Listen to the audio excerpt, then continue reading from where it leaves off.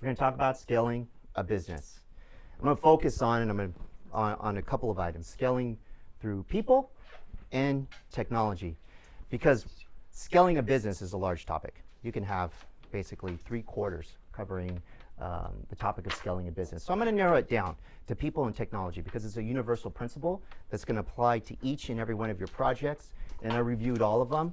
Very interesting. So I definitely want to know more about those. About me, talked about UCLA alumnus, NCAA track and field, cross-country athlete. Fantastic experience because for me, I was able to understand how we mapped out a plan and executed to be the best at what you do. You know, my teammates included Olympians, NFL Hall of Famer, and the cream of the crop in terms of track and field and cross country.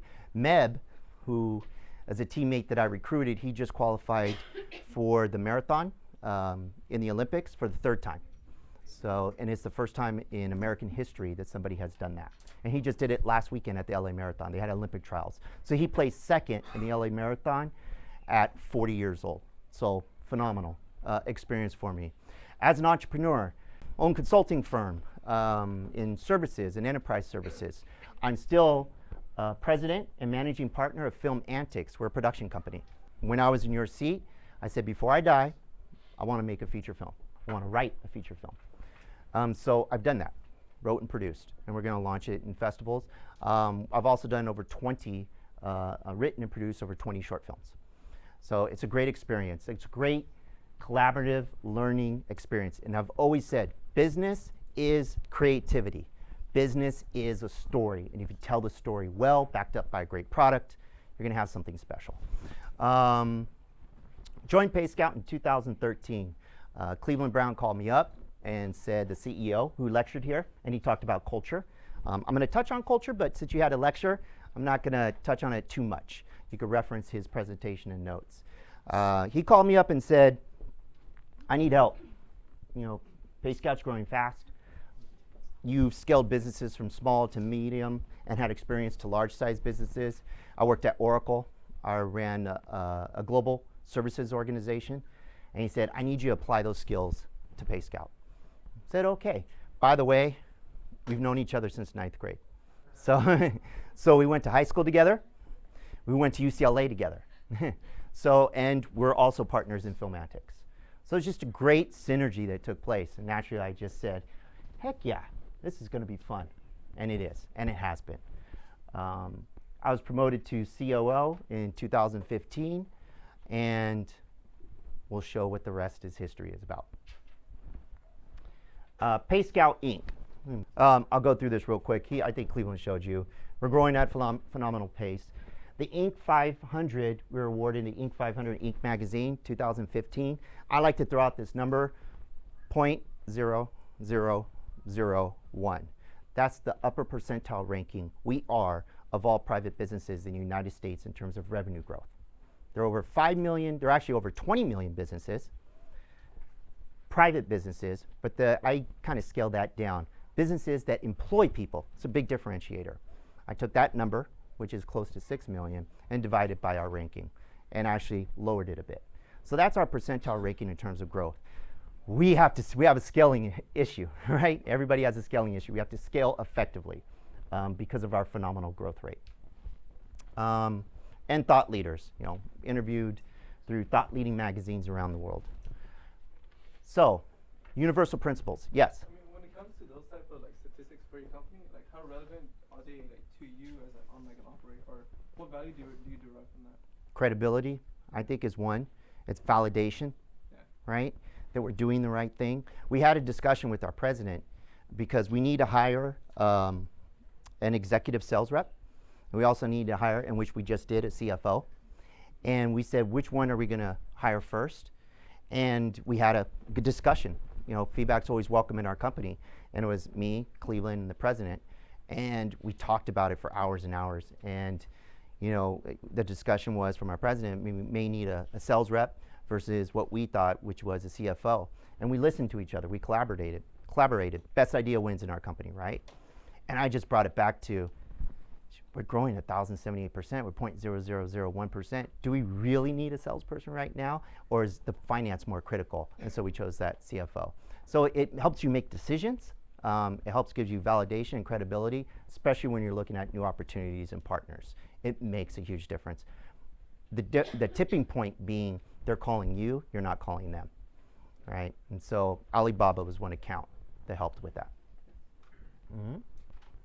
Okay, I'm gonna stick to universal principles, and as I told you before, we're gonna scale. I'm gonna show you some techniques of scaling through your people and through technology. So the universal principles. I love this quote. People don't know what they want until you show it to them. That's why you never rely on market research. Our task is to read things that are not yet on the page. This is by Steve Jobs. Now, Apple does rely somewhat on market analysis. It's not entirely true. I think what's key here is the last sentence. Our task is to read things that are not yet on the page, right? You are innovators. You are going to provide benefits to customers that they do not know that they need or want, okay? You have to read what's not on the page. I put this in here before we talk about people and before we talk about technology, because I want you to embrace the risk, because you're going to get a lot of barriers, not just from your peers, but also from family and friends, all right? So remember, it doesn't have to be perfect if you really believe in your intuition, right? There's a blend here. The American way is really data-driven analysis, right? We're very data-driven. We're mathematical in our decisions. The Far East, less so. Intuition, your gut. You're going to feel it. You're going to know if something is working, whether you're an athlete, right? The data can say one thing, but you know this game, it's going to come together. You feel it. You can't explain it. That's what makes us human. That's what makes us special. Don't let that go to the side when you're in the business world, okay? That business is creativity. Creativity relies a lot on that intuition, that inner self, okay? Here is a film that I did, Pushover. We got accepted to San Diego Film Festival, and it did really well. I love the tagline, grow a pair. So that's kind of my message. Don't be afraid. Don't be a pushover. Always start with the question. When I talked to Cleveland when I first joined, we didn't have a culture. We didn't have the vision. We didn't have our mission. We didn't have our attributes. We didn't have our belief instilled. And I asked him, what kind of company would you like to work for? Then let's be that company. So let's just imagine, what kind of company would you like to work for? Put all of that information down and tie the dots back to that through the different tasks and the work environment and the people, the benefits, everything that you want to tie into that company. Just imagine what you want it to be. You can look at similar examples. Look at companies that you would like to mimic but improve upon. That's innovation. You copy and you improve at a significant amount, and that's considered innovation, okay? Some of you, my brother works at Google. I visit them every quarter. You know, I take notes when I go there. We share some ideas. I'll learn more from them than me, but I love it because it's really cutting edge, and I want to apply that back. I'm always learning. Scaling through people. Cleveland touched upon it. Number one, culture. And Cleveland talked about it, referenced the notes, but culture is the thread that binds everything. Culture is going to be the foundation of how your employees behave and make decisions. It's going to give them that security blanket. And when I talked to Cleveland, I said, okay, let's develop our vision, mission, attributes, and belief, but it has to be genuine, and it has to be aligned. And with Manpreet, one of the co-founders as well. They are synergistic in terms of their temperaments, their beliefs, and their values. It has to be genuine. I'm going to tell you, I got a call from a life coach from a manager I had at BEA Systems. She's phenomenal. She's a CEO at one of the top social networking companies in terms of growth. And she ran another software company. And she is absolutely phenomenal. And then life coach called and said, hey, I'm the life coach for so-and-so. Oh, yeah. I need to ask you some questions as part of the process. I'm going to gather feedback from people that she managed. And one of the feedback I said was, well, when she was a little bit younger, she really towed to the corporate line, right? Whatever that message was, which I would consider kind of corporate spin, really wasn't genuine. And I knew she was struggling with it. And I said, if any advice I could give is be genuine, because the employees are going to know when you're not. Even when they tell you that they believe you. They're just going to internalize it, it's going to spread, and you're going to lose all that credibility. So your culture has to be genuine. All right? So, if you are not, one of our attributes being fun. Here's one of our Christmas party pics, right? We're loud, drinking, having fun, celebrating wins. If that isn't part of your culture, and all of a sudden people are celebrating, and you say, hey, our culture attribute is fun, and then you look down at people that have fun, or we're getting a little bit too, happy in our engagement, and it's not in you, then don't let that permeate into your culture in terms of communication and written when you are documenting it. Okay? It has to be genuine. Be genuine. People are going to know when you're not. And that culture provides meaning. You got to provide meaning for people and what they do. You're going to work a lot of hours. Your waking hours are going to be at work. And if you, as entrepreneurs, can provide an environment that has meaning beyond a paycheck, you're winning. You're winning because it's not just a job anymore. Provide that meaning, and that foundation is culture. Any questions on this? Yep. How do you deal with like a term, at least within culture? How do you deal with the term like sales? Because salesman sounds like kind of like has a negative connotation. I feel like you're gonna be dealing with it within, especially with Payscout, sales-driven base. So. Well, you got to generate revenue, right? In order to build a foundation of a company.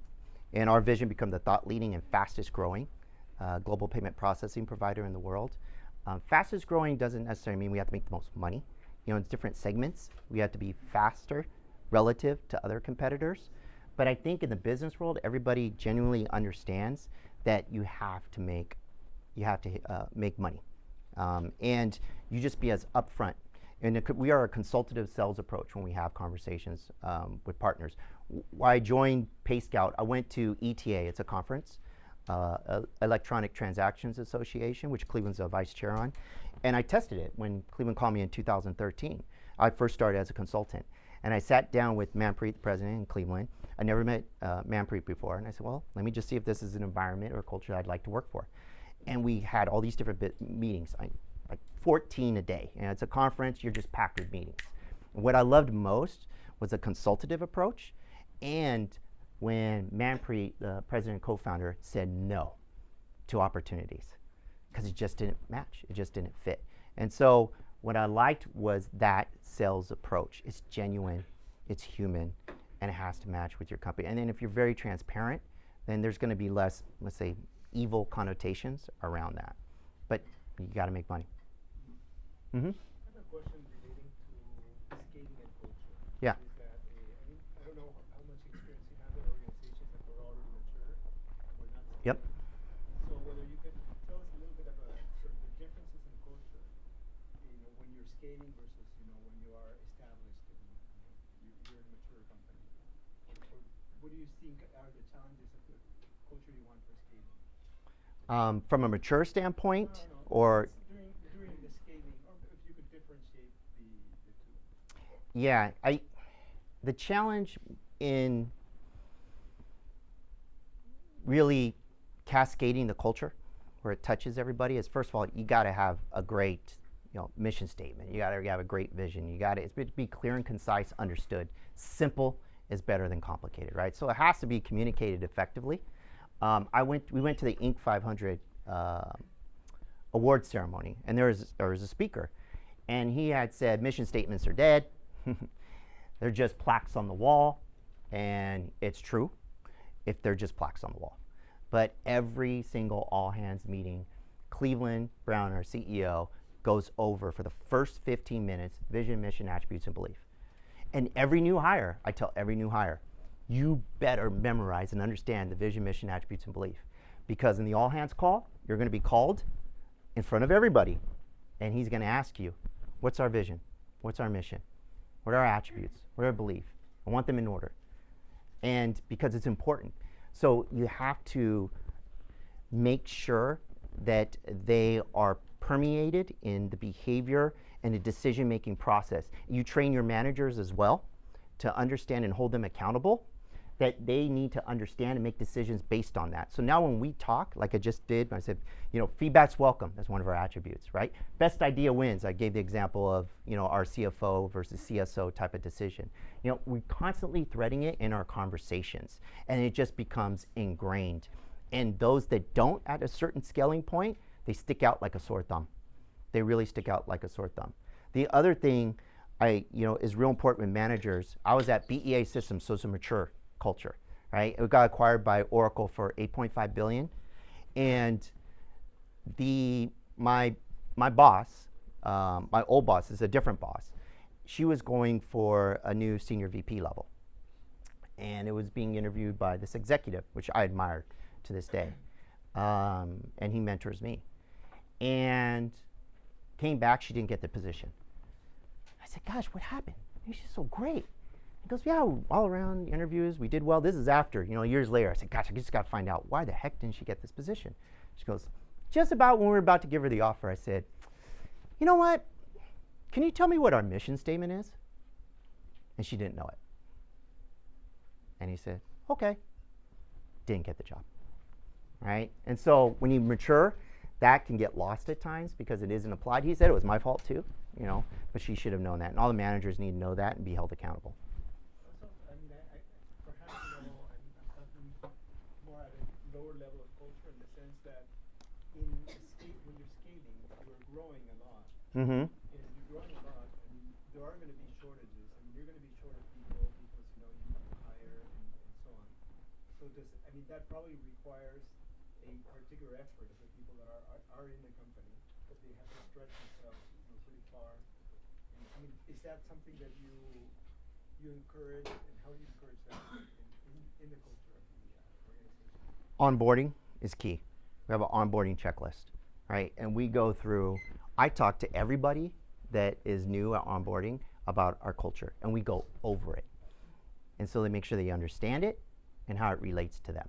So onboarding is critical. When you're onboarding a new employee, you have your checklist in place. It's just as simple as a checklist. Just put a checklist in place, right? I need a email set up. I need my computer, shipped. I need all this ahead of time, a pre-boarding checklist and day of and post, right?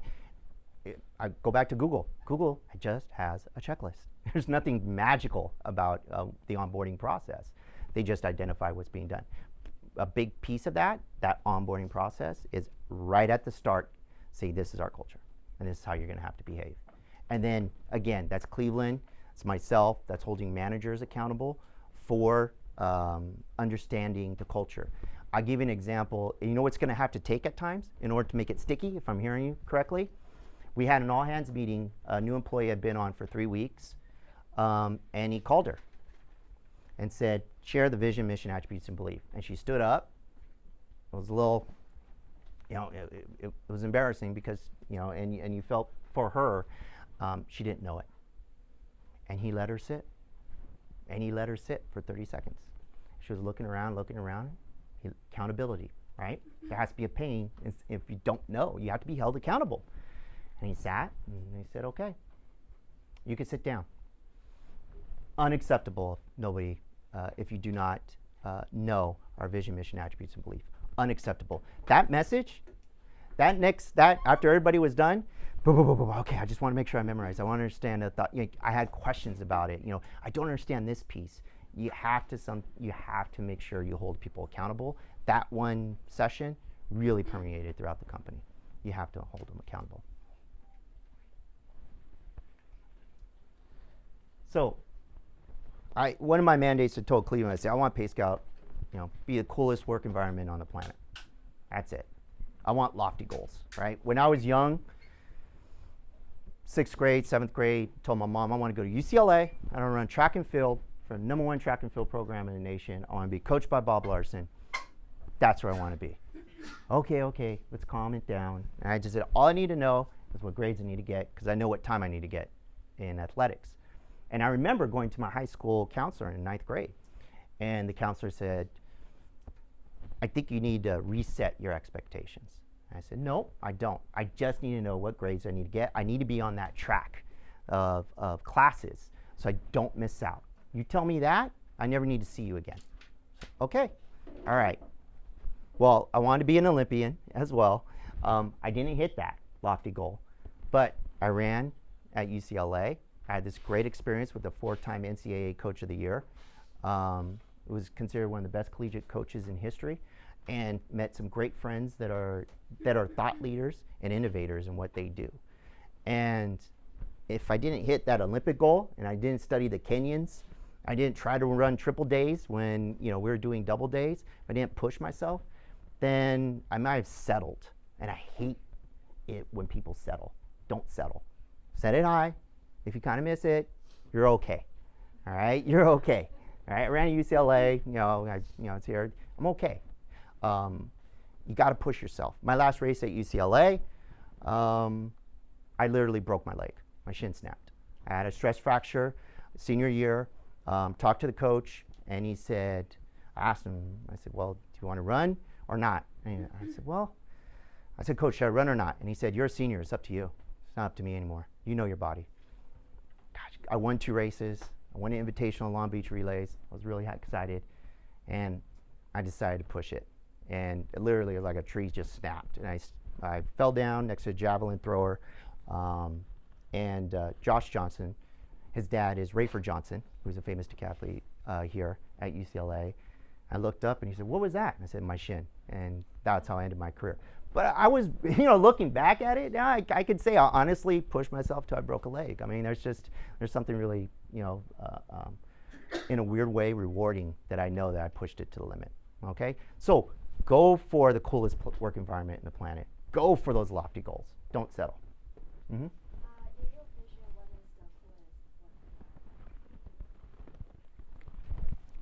Good question. You got to ask the right questions, right? So I'm going to go over that. Right now, the foundation, what I think, for us, builds the coolest work environment in the planet, okay? So if I don't answer it and I can extend more, please talk to me, okay?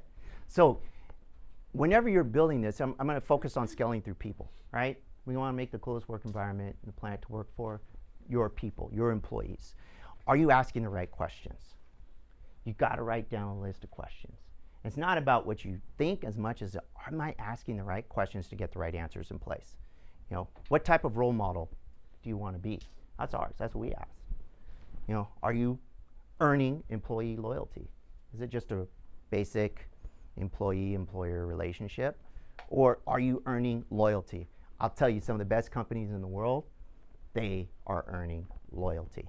And there's some of the happiest people in the world to work for those companies. There's even a fund, a stock fund, that measures the top companies in terms of happiness, and there's a fund for that where you can put in money, and that rate of return is larger than the average return on the Dow and the NASDAQ.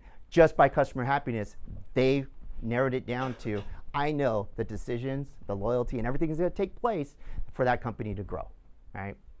Great fund. And I always said, with Cleveland, it's at 95, will you have regrets? I talk about it. It's like, I'm on my deathbed.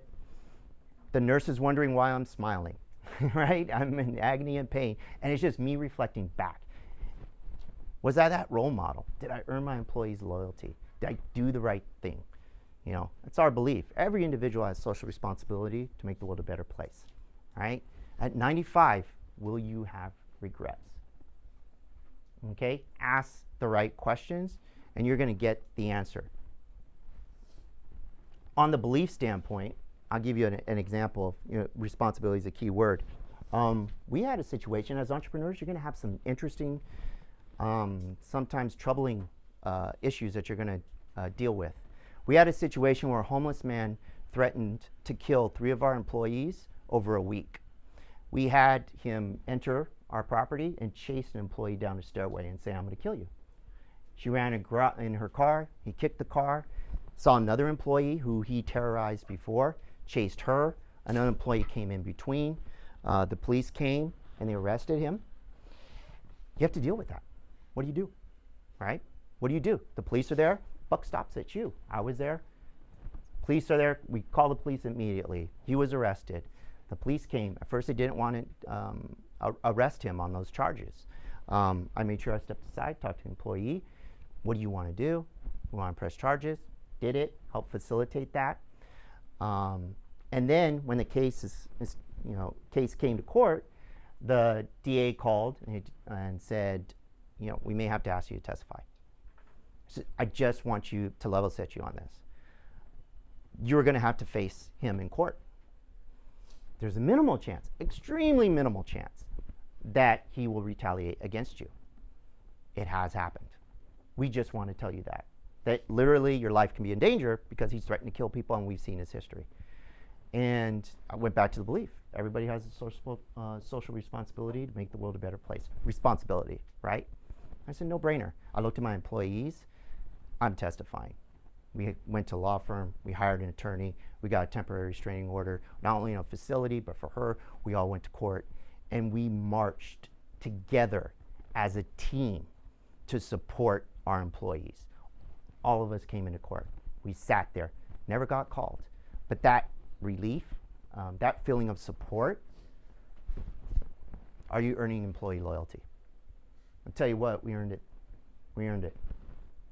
So just think about different ways, and the decisions that you make, which were based on our culture, really led how we were going to make decisions. Okay? You're going to be dealt with all kinds of situations. Sculling through people. Recruit, retain, and grow. Recruit, retain, and grow. Benefits.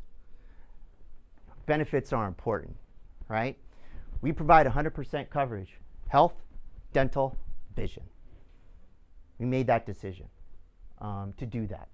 We provide $1,500 adoption assistance. We provide $1,500, always learning is an attribute, towards education at an accredited university. They could go to UCLA Extension, they could take a $750 class and take another one, and we pay that 100%. It's not only what you say, it's more important, it's what you do. Substance. Always talk about the substance behind it, right? So that way, they're going to feel empowered to what I call be their own entrepreneur within our company.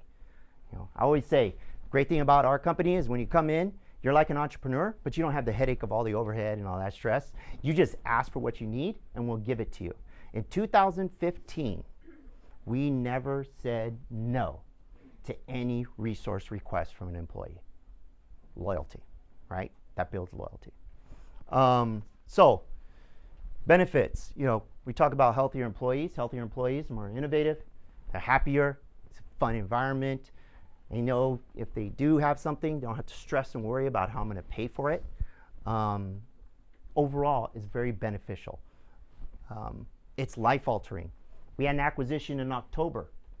I didn't realize how life-altering it is. We acquired a company that had a lot of people that were outside of California, and they didn't have the benefits that we had. Some of them only had 2 vacation days a year. That's the first year policy, right? No health, no dental, no vision. 90% of employees, because I met with every single one during that change of control. We flew to Atlanta. We had a meeting with me and the HR, and we sat there and we set the onboarding process, the framework of what it means to be incorporated in our culture and provide all that paperwork to make sure they're onboarded correctly. 90% cried. It was a cry fest when they heard about our culture and what we do for our employees. Our HR person was crying. I was tearing up, and it was just life-altering. We provide, with no medical exam and no survey, life insurance up to 3 times your base salary. I have an employee that had a heart attack in October. Doesn't have life insurance, has a family. Guess what? This was in January. We adopted Insperity as an HR PEO. I'll explain a little bit about that. For the first 30 days of that adoption or any new employee, you can opt in for that life insurance. No questions asked. He is uninsurable in terms of life insurance. Absolutely uninsurable. He's only in his mid-30s. He said it was life-altering. It gave him peace of mind. It probably, relieved a lot of the stress that may be causing those issues. Life-altering. Just sat back and he said he just cried. So loyalty, right? Loyalty. That's how you're starting to build the coolest place in the planet to work for. Support services. We provide third-party counseling services, financial advisors. We want to make sure they're financially doing the right things. If they have any issues, personal issues, we have around-the-clock services through third-party, in which you just pick up the phone and say, I'm having these personal problems. Can you help me figure this out? Or financial. I'm not sure what to do here and there in this situation. And we provide those EAP, employee assistance programs, for our employees. Loyalty. And it's an extension of the Payscout belief. Here's Cleveland and I. Fun is one of our attributes. We're at the Wynn. They have a really cool golf course there. When we were there, it was really funny. So people behind us, we went up at 8, and I looked down. I have a picture of it. So what the heck is going on? There's money all over Vegas. And there's this one guy golfing in normal gear. And you look down, there's 3 mariachis, like full-on mariachis with sombreros, everything. I thought, some guy hired mariachis to serenade to him while he was golfing. I'm like, that's unbelievable. And then all of a sudden I saw the mariachis pull out their clubs and they were playing. And so they played 18 holes in full mariachi outfit. It was one guy's bachelor party. He was always wanted to play golf in mariachis. They're the 3 amigos. And so they did it. And they were drunk. So they didn't care. It was a little hot. And it was a really, really fun experience. So we take time. This was right between our Inc. 500 celebration and Money 2020 conference. Instead of flying back to LA for 18 hours, we said, well, it's in Vegas. Let's go have some fun. Let's go golfing. So we did. We had great meals too. Scaling. Recruit by people. All right? Just focusing on people. Recruit, retain, and grow. This is my mantra. Recruit, retain, and grow. Positive office environment. I think I see some students in here that came. Yes. So we had some students come and visit. So we could translate the classroom experience to the real world experience. Feet on the street, right? Build a positive office environment. That's how you're going to build one of the coolest places on the planet. We're not huge. We're not Google. We're not Apple. But you can see some of the benefits, and some of what we're doing is we're building that foundation to build a positive office environment. We want to build an environment that fosters innovation and creativity. We have floor-to-ceiling, writing walls. We have glass doors that you can write on, and you see people, writing and thinking. They have a platform to think. Pride. We have, this brand new built office, and I think I discussed 5 minutes. As entrepreneurs, you're gonna have to pick an office, right? You're gonna have a certain vision in place. Out of 5-minute discussion, I picked along with Cleveland, every single piece of furniture and built out this entire office. These are brand new T-bars. I didn't even know what a T-bar was. The ceiling is like, do we need new T-bars? I'm like, what's a T-bar? I have no idea what that is. I could tell these are old, probably 25 years. Like, you learn about different things that you normally wouldn't if you were at BEA or you're at Oracle, where it's a larger scaled company. You have to make those decisions. The flooring, the tile, does it make noise? What if you have high heels? Is that going to cause noise pollution? Are we going to have glass doors, or we're going to enclose it? We had glass doors because we want to be transparent, integrity and trust. Again, one of our attributes. It really boils down to building a sense of pride of where you work. You want to build an environment where people feel pride. How can I measure that? Nobody asked me permission to bring their children to the old office. The old office sucked, right? Let's just keep it simple, right? The new office, cool, right? It worked, but this one was cool. And now people are bringing their children. We have an arcade room. We're taking over an entire floor. And the kids are playing arcade. Oh my gosh, my mom and dad work at the coolest place. They're saying it. I'm not saying it, right? And then, they're bringing their children. Justin is here. One of our marketing managers. She brought him. He's in the office. And so we're attempting to build that, and we're validating that through our feedback. It aligns with our cultural energy, and gotta build, if we just keep it simple, build an environment where you can foster friendship. Then you're doing something right. Right? Are there best friends being formed in the office? Or is there contention? if they're best friends, if there's friendships being formed, then you're kind of validating through tangible results that you're on your way to building a great office environment. So I had a 5-minute discussion on desks, right? So we have mobilized desks, all right? They move up and down by the millimeter, because we like work standing up. Well, we're going to build buy traditional desks for the office, and our vendor said, check out these mobilized desks. It's forward thinking, right? Look at our attributes, innovative. Cleveland right away said, hey, that's innovative. That's thought leading. He goes, yeah. I said, try them out. We tried them out. I said, this is awesome. They cost a little bit more, right? I said, okay. What are the benefits of it? Oh, you have shorter meetings. You have shorter meetings because try standing and having a long meeting as compared to sitting and having a meeting. You sit down, you're a little comfortable, maybe you don't want to get up, you're having a good chit chat. When you're standing, you almost feel like, okay, the meeting's done, I got to move over. I gotta move somewhere else, right? You're healthier. There's less carpal tunnel issues that will occur from a repeated static position. People are all different shapes and sizes, so whether they're going to stand, move the seat, move the desk, get up, your heart rate is starting to move faster. You tend to move, like when I'm standing or I'm on the phone, I'm already standing, so I'm going to move. If I'm on the phone and I'm sitting, what am I going to do? Sit still, right? So all these different benefits. Loyalty. That's what we're talking about, employee loyalty. We invested in that, and I thought, well, let me just look at the productivity issue. Less meetings. If I had 10 minutes of less meetings a day, if I multiply that by 5 days a week, it's 50 minutes, right? Then I multiply it, let's just keep it simple, by 4 weeks. All right, so that's 200 minutes a month, right? And then I'm going to multiply that by 12, right? 2,400. And I'm looking back, and I quantify that based on the office, the salary of the person working in that office. There's a dollar value to that we're having 2,400 minutes of less meetings, proven through data. I paid for that desk in 1 year. All right? That's a data-driven decision that we just made, and aligned with our culture. So it's an easy decision. Get the desk. And the desks are also in the cubes, because we didn't want to differentiate between the offices and the cubicle area. So even in the cubes, we had them customize the desks. So even in your cubes, you can move up and down and be more productive, right? These are little decisions that you're going to have to make. And if, as I said, based on your culture, based on that foundation, doesn't it make it a lot easier? Cleveland looked at it and said, it's innovative. It's our attribute. Easy decision. Let's move forward. Okay?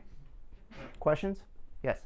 You mentioned for maybe in private you want to foster a really good office environment.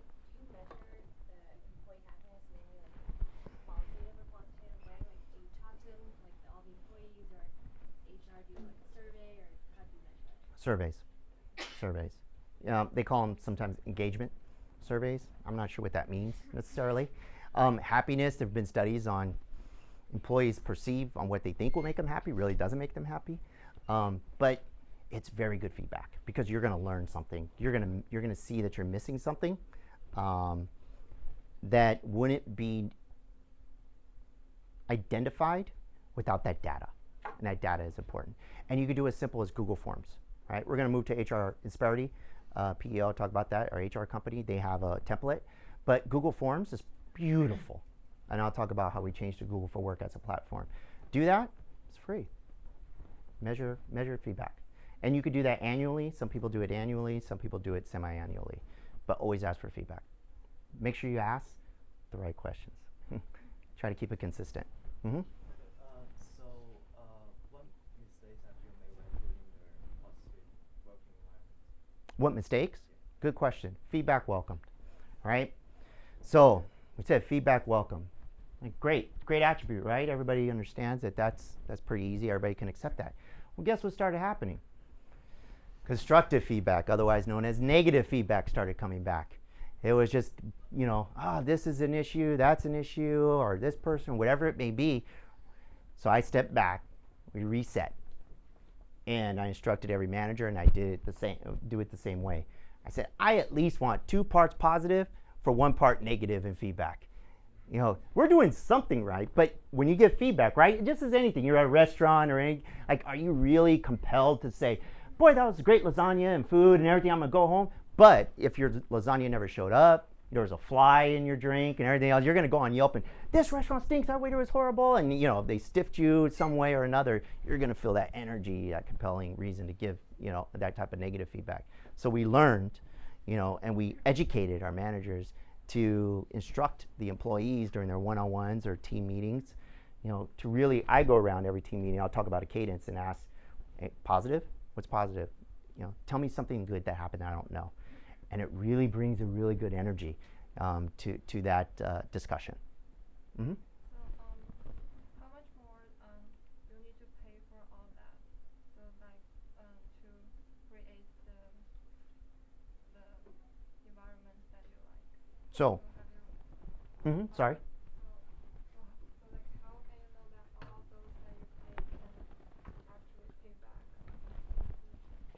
Well, there's some things that you can measure and some things that you can't, right? I'll tell you this. The investment rather than cost in building out this has paid off in more ways than we have possibly imagined. Partners, right? So we have partner clients come in, and right away they'll open the door and they'll say, wow, this is awesome. That feedback, right? That's feedback. This is a great environment. I understand your culture and you're applying it in this work environment. New prospects or opportunities come in. It's a selling point. It's a selling tool that our sales reps can do. Bring in opportunities, bring in prospects, sit them down in our quasi-executive briefing center and have a meeting and let them experience the Payscout culture. Because in our space, what I really liked about our space, fintech's getting a little bit hotter, but in the payment processing world, I equate it to more of a dinosaur. And I saw opportunity because they notoriously treat their employees very bad. They are notorious for it. So I saw opportunity there. I said, this is a key differentiator. And the recruitment piece of it, we're talking about people. As soon as I walk them in, and they see it's Wednesday free lunches, they see the snacks, and they see one of them came in, we just had a champagne toast. We're drinking champagne at 10 a.m. because we're toasting somebody's engagement. Like, what are you guys doing? Drinking. I'm like, oh, when we build out the whole floor, we're going to have a root beer tap and a beer tap. So, we're adults. I trust everybody is going to act and behave well. And we also have corporate Uber if they drink too much. So, so it just pays off in so many different ways that we have the children coming in. We have different employees that we want to hire from other companies come in, and right away they say, that is a company that I want to work here. How do I work here? So there are tangibles and intangibles, and it pays off more than we from our experience than we possibly imagine.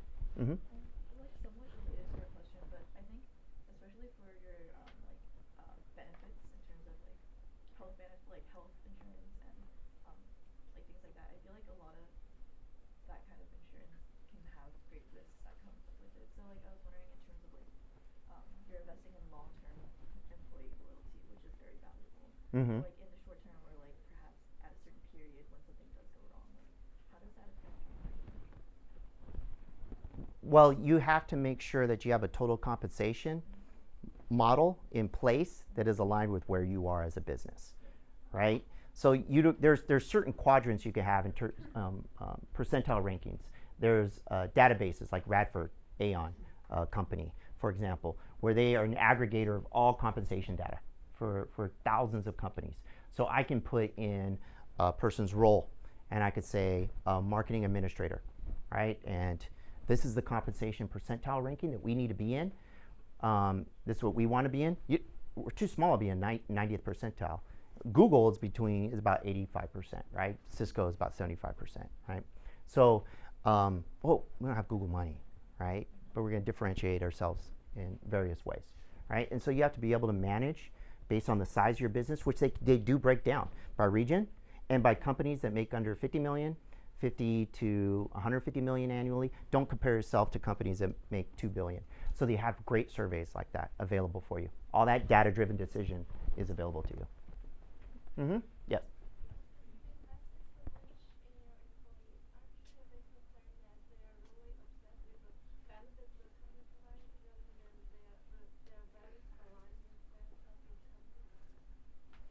Are you asking, am I concerned that they're only there because of the benefits and not necessarily performing the way I want to?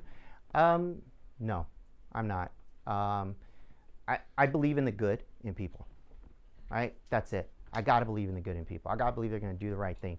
And then validate and hold people accountable if they're not, right? The culture that binds everybody, when you build that and it starts to grow at a certain level, and we are growing in employees, that person who doesn't perform, who isn't part of that culture, that's only there for the benefits, trust me, they stick out like a sore thumb. They really do. And the feedback welcome, you're going to hear issues from that person. So I'm not terribly concerned.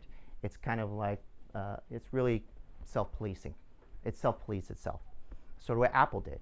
Apple, Jobs brought in the best minds, not even the best managers, brought them in, and it was self-policing. I'm going to find out if somebody's performing or not, because I'm going to hear from the different employees the person's not working out, not a cultural fit. I mean, even when it came down to the last part of their interview, when he was opened up next, it was looking at at Apple, looking at their new Macintosh, and at the end they brought an engineer, and if an engineer didn't say, oh my God, that's the most amazing thing I've ever seen, blah, blah, blah, all this passion, they knew wasn't the right person. You just stick out like a sore thumb. Build that culture, and then people will stick out.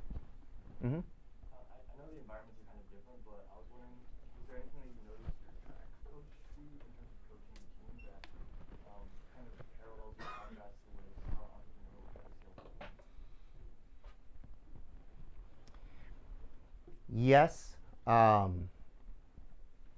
because there is obviously a culture that took place, right? So the coach sets the tone for that. There is also a cadence that takes place I'm going to talk about too. So there's a certain cadence that takes place in terms of managing people effectively, and the training that takes place, right? The onboarding I talked about and everything else. It is really a breakdown of an individual and then building them back up. So it's really applying, taking people from different areas. You're basically forming a new company and breaking them down into the culture and the behavior and decisions that you want them to make, and then holding people accountable for it when they don't.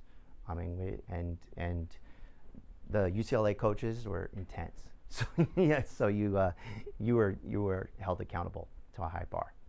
Mm-hmm. I was just wondering at this point, how often are you bringing on new members to the team? Is it you said the training onboarding process is so crucial? Is it more something you do with one person at a time, or is it you'll have a few new people kind of go through it together? We're now shifting to group. Okay. All right, so you had individuals. I have 8 open jobs right now. I mean, we're probably hiring last year about 1 to 2 positions a month. I could hire 8 this month. I mean, I'm just, and I'll talk about how I scale with our new HR PEO, or really just a kind of an outsourced HR solution for us. But you bring them in, most efficient way, you bring them in together. And they're going to develop a bond. 2 years later, we went to HR orientation together. IBM sends them to everybody to the Northeast. I forgot what state it was, but I mean, they send everybody to their service center, and they just onboard them the same way, and then they bring them back. So they kind of share that connection and that experience. All right. Mm-hmm. How do you get managers to express your culture in the interview specifically? Because it's almost kind of cliche for interviewee to ask what's your culture like? So while you're asking those difficult technical questions in that high stress environment, how do you also perceive hey, look how fun we are, look what we get? You have to. There's a great document that could kind of open up eyes. I could share it with you. Maybe we can talk. It's through the VA. The VA has these questions, these probing questions. Google uses them, right? And so I think there are about 150 to 200 questions. They're segmented, and these are some great open-ended questions. And like I said, you just Google copied them. I'm gonna copy Google that copies them, right?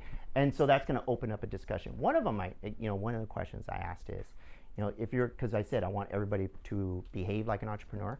So if you're going to start your own company, describe your culture? right? Before I describe my culture.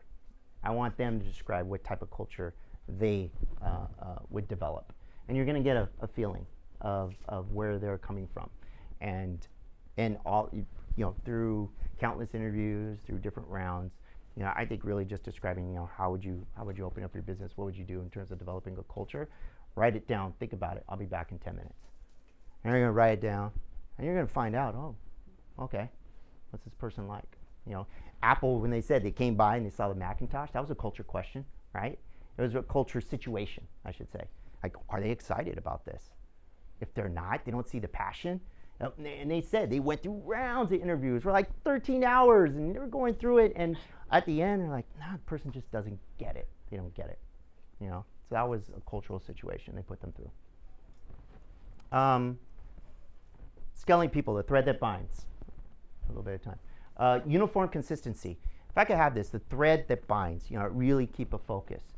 Training, what I call health checks, QBRs, quarterly business report, and a cadence equals order. Cadence, no cadence equals chaos. Training, onboarding, consistency, soft skills, whatever you need to do to level set. And we're doing that through online training courses that's uniform throughout the company. I have a set of 12 classes that everybody at Payscout has to take, and different orientation. So it's conformity that takes place at the start, right? This isn't, a government. This is a corporation, right? So you need the threads that bind. So all of that training process, down to me, how do you start your day? People don't talk about that much. How do you start your day? Ask somebody that. What do you do? You get in the office, what do you do? There has to be a cadence. It's order. First thing, I do. I already know. I wake up, shower, I stretch, because to me, I'm more flexible. It helps me think. I check my phone, meetings, emails, anything pressing. Then I grab my banana, I grab my water bottle, I head out to the office, I go there, I check my calendar again, I look at my emails, the first 45 minutes, boom, I'm in email mode. Nobody's bothering me. Boom. Start, just answering all the emails that I could for that 45-minute block. Then I'm done. I look, there's a 15-minute period, I look at all my meetings set up, and I prepare. Am I prepared for this? Let me look at the agenda. And I'll hold my managers accountable. And this is hard. There's a transition. Sometimes I'll see something as simple as this, somebody put a meeting together, and it kills me. There's no agenda. What's the agenda? What's the objective? Why are we meeting? Who's running the meeting, right? So then you sit there and you say, okay, and I'll let the pain happen. All right. Okay, people are kind of silent. Well, who put the meeting together? Oh, so-and-so. Are you driving it? Yeah. What's the agenda? What's the objective? I got document it. Learn from it. You can make mistakes, but learn from it. Next time, let's put this together, right? So there's a certain cadence that takes place. Cadence is order. You should have weekly meetings with your departments if you're a manager, CEO. Make sure you have quarterly business reviews. Make sure you have whatever cadence that needs to take place so that it's secure, it's confidence, it's order that takes place. Just like at UCLA, you have what? You have a fall, a winter, a spring, a quarter session. You're on a quarterly system. When finals week happens. All this, you don't think about it, but when you're running a business, what UCLA is doing? They're providing a cadence. You're on a clock, right? And going down, all right, this week is this week is that, the next week is this. I know I got midterms, and you're able to prepare. And you're able to prepare effectively in that, all right? So don't, build a cadence. Build a cadence. Health checks, I have a grading system in place. It's just A, B, C, D, F. And you just ask the right questions, right? What do you want to measure in marketing? What do I want to measure in marketing? What's my traffic rank? That could be one measurement. Are we A, B, C, D, or F? And I put that together, and every quarter we measure it, right? Health checks. That is the way you're going to hold people accountable. You're going to have set goals for the next quarter, and then you're going to have this regular cadence, and you're going to look back and say, well, you got an F here, you got an A here. What happened to the F? So make sure you have that, what I call a health check. That's what I call a health check, because when you go into the doctor, what are they going to do? Check your pulse. I'm going to check your blood pressure. What is he doing? Doctor's doing a health check on you. Are you taking care of yourself or not? I'm going to measure it. Measure your business effectively. Scaling through technology. So Want to talk about technology. Choose the right technology stack and vendors. Remember I showed you a picture in the past. It was a framework, and I'll bring it back here. See this shot? Think of that as your technology stack and your building blocks. Same shot, this is where we are now. Kind of curvature through our building, right? This is what we did in the last year. You know, Cleveland said, come in and scale. So what's our email platform? I call it communication platform.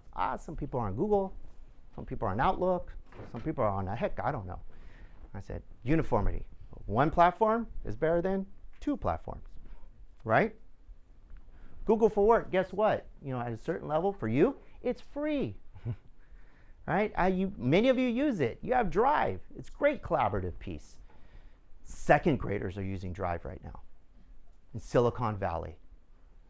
It is amazing. I go there and I'll see them using Drive. Third graders, they're opening up a laptop and collaborating. You can see the whole class on there. Common Core, we already talked about Common Core. They're using Google for Work. I'm like, if you're not using that, I go to conferences. I remember I opened up my laptop. People are like, oh, what are you using? And huge companies, Drive.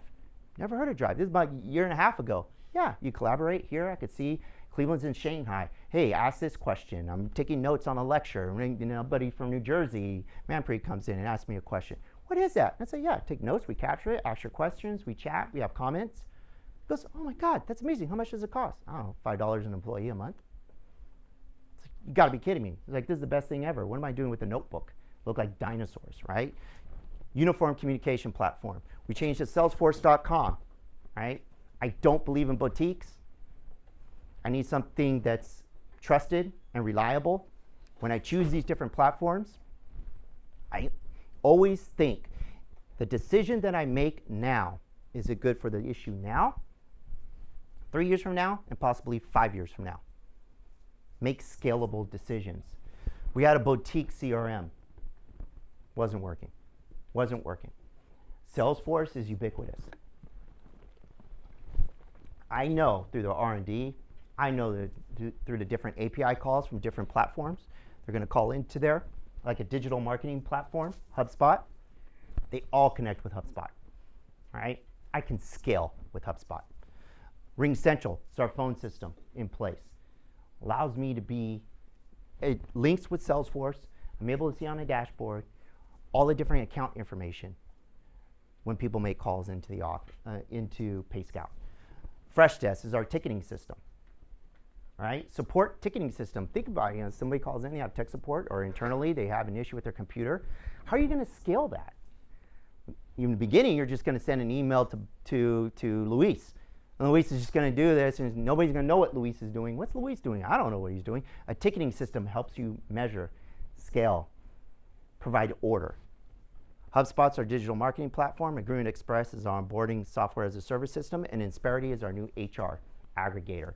So when we looked at HR, you're going to have a lot of issues with compliance and legalities. And California is the toughest place in the United States to open a business. There are certain rules that you will never know. And not one person is going to know this. And it's important because you will get fined. You'll get fined if you don't put on a pay stub how many vacation days they have left on a pay stub. Somebody take that pay stub and say every pay stub is a $500 fine. You just submitted, 100 pay stubs. Oh my gosh, are you serious? Yeah, you're out of compliance. What other laws and legalities do I not know? Got to ask those questions. This is an outsourced HR firm. They're able to aggregate. We're able to collect basically from other companies, employees, and provide better benefits to our employees through that aggregation. So they pull together, I think it's about 250,000 people, and then they go to different healthcare like Kaiser and say, give me the best benefits. I have a pool of 20,000 people in California. So we're able to behave like a Fortune 500 company without being a Fortune 500 company. Be able to give those benefits of a Fortune 500 company. Okay, that's scalable, because when we have an acquisition, we're going to have 1 or 2 next year. I'm able to call them up and say, hey, I'm onboarding 40 people. Great, we have a team on it. Thanks. Here's their contact information. What do you need? That's scalable. Before, it's me and an HR person. And the last acquisition we had, our employees were in 8 states. Try learning 8 different states' laws about, from an HR perspective. Impossible, right? We needed to scale. Scaling through technology, the benefits, productive communication, one platform, provides a full view sales cycle, prospect to customer. I'm able to see with Salesforce from prospect to customer that whole experience. And I'm able to measure it in segments. How long did that person take to board after they submitted an application? How long did it take to get to an underwriting decision? It takes an average of what? Well, it took an average of 12.6 hours. Great. Can we measure that down to 10? Can we have that as a goal next? What resources do we need? Why aren't we doing that? Have a full picture view from prospect to customer, and you can be able to better serve your customer and close. Data supported decisions, and the best thing is, with that technology stack, from our experience, it's repeatable on a global scale. Okay? Like take Salesforce anywhere. Now, going towards the end, I talked about people and technology and building those stacks. I told Cleveland, second half of this year, it's time to press go. We haven't pressed go yet. We haven't. I mean, we get a tremendous pipeline. People are working really hard. As I mentioned, we don't have an executive sales. We don't have a sales manager. We're growing at 1,078%. We don't have a sales manager. We're getting to a point from the technology stack and from a people, a certain cadence and connectivity where we're able to scale. You're able to pull and plug in. I'm able to say through the organization, I need 8 people as marketing analysis. I need 6 people as sales reps. And they're able to plug and play because they're in this huge technology stack and I can measure them. I can measure our customer support experience. I'll be able to look and see which rep had the best customer feedback. 4.9 out of 5 and one that has 2.6 out of 5. That person needs some training. I can measure on a quarterly basis. I could put bonuses tied to that customer feedback to drive better incentives if that's what you want to do, right? It's go time, second half. We're going to press go and we can handle the tremendous growth that's going to, I think, even get on a larger scale through data-driven analysis.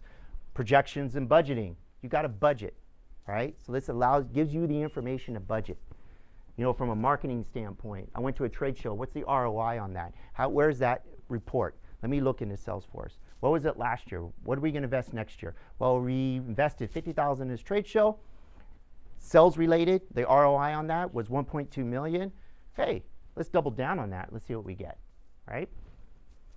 Acquisitions, again, helps you to scale. I get 40 employees, go to my HR PEO. Guess what happens? Onboard them. We'll help. We'll assist. They're all in the Salesforce. Get them the training. Salesforce provides the training and consulting services. It's repeatable, right? If marketing team with HubSpot, I have a training module for that as well. It's scalable. Can I ask you, Mm-hmm. in that connection, there's an interesting point that many firms choose as a way of scaling acquiring other companies. Mm-hmm. So like acquiring teams as opposed to building them themselves. So how do you see that trade-off? So, acquisitions are people or technology, right? Or a combination of both. Oracle is famous for that. Oracle grew through acquisition. Very, very rare do they have organic growth. So, I mean, they both work, in different ways because you can see the end result, that the result is very positive. But I think in the end, it just has to align with your strategy. What is your strategy? How do you want to grow? When we did our acquisition,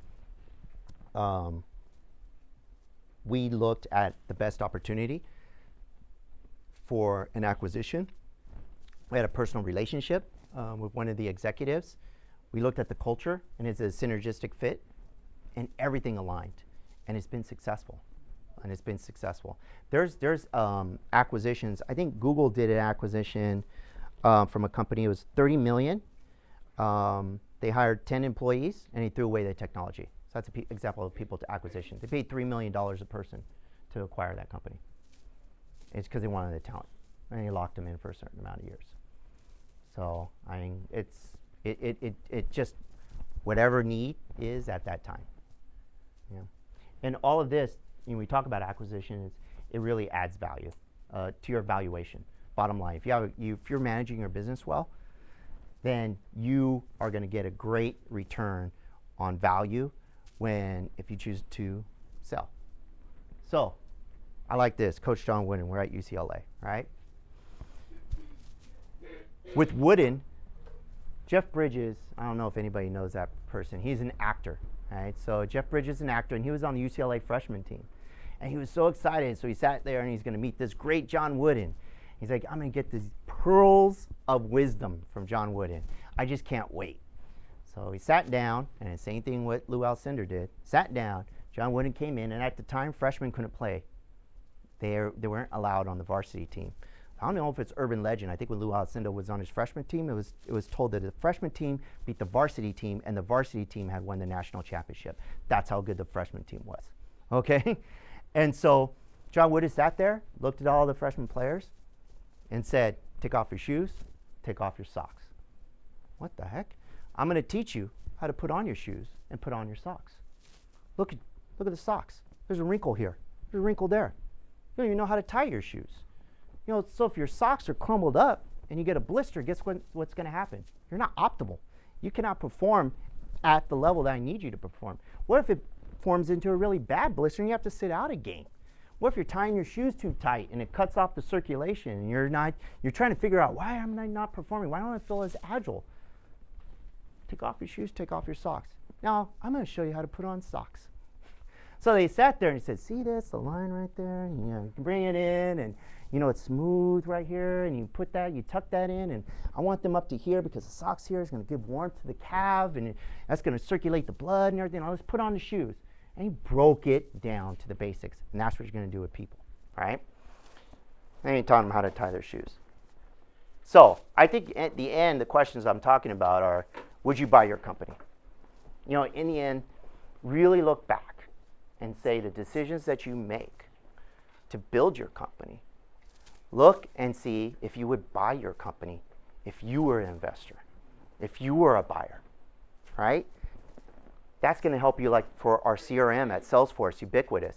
Very easy for a buyer to come in and say, this is a standard CRM that can scale. I don't need to at least change a CRM, right? I have a great culture in here. People are loyal. I got the data to prove it. Really think back and say, would I buy my own company? You're going to know the answer. There's no or yes, all right? And you're going to know where there's some deficiencies involved in that space. Any other questions? Good? Well, I loved your projects, some really good projects. If you have any questions, please let me, just pull me aside and we'll go over it. But it's been great talking to you. I appreciate your time.